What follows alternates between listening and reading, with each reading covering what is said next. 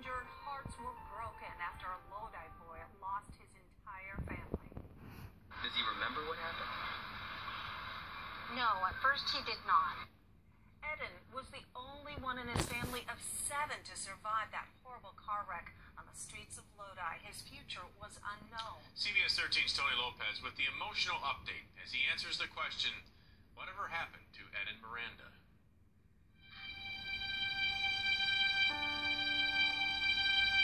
It was one of the most horrific car crashes this area had ever seen. One look at the impact and you had to wonder, how could anyone survive this?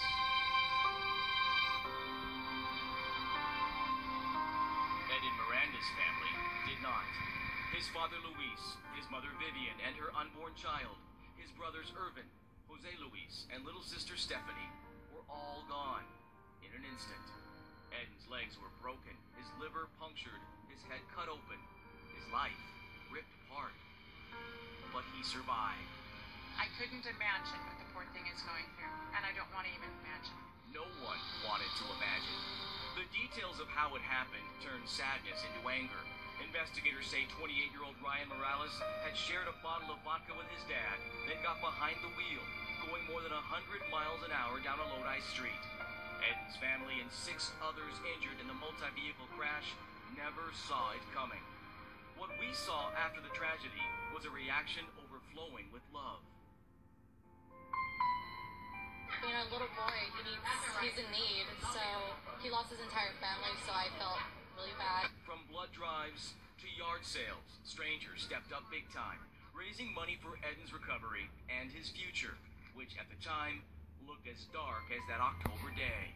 He didn't have anything left after. But he did have an answer that still brings his school principal to tears. At one point, when someone asked Eden about his family, he said, "Heritage is my family." Heritage Elementary School in Lodi.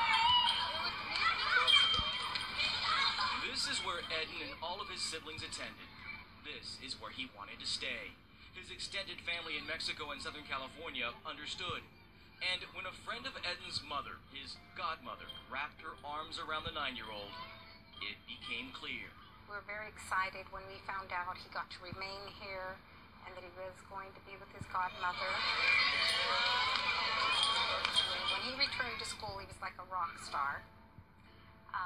He had his little crew that would just follow him around always. The family he lost follows him as well. Jose Luis, little second grader, loves soccer, so there's a soccer ball. This bench on the school campus honors the memories of his loved ones. The plaque reads in part, "Those we hold closest to our hearts never truly leave us." What is your question? Principal Christine Melandro knows Eden's godmother well. She asked Mrs. Melandro to speak on her behalf. Does he remember what happened? No, at first he did not. And I don't believe he does now either. The trauma still fresh, we kept our distance from Eden, not wanting to intrude. But we were allowed to capture video of the now 10-year-old boy, a 5th grader, during recess. That's Eden in the orange shirt and plaid shorts, playing basketball with his buddies. Physically, he's running around. He's had minor surgeries to take pins out of his knees and things of that nature. But he's in the running club. He's participating in PE. He's a happy, funny child. He's got a great sense of humor. Emotionally, he has healing to go, of course. It's something that will always be with him. Something else that will always be with Eden, a sense of belonging, of being loved, of being wanted. For a little boy who lost so much, short of bringing his family back, that is the greatest gift he could ask for. When tragedy strikes, it's amazing, the human kindness, the giving nature of people.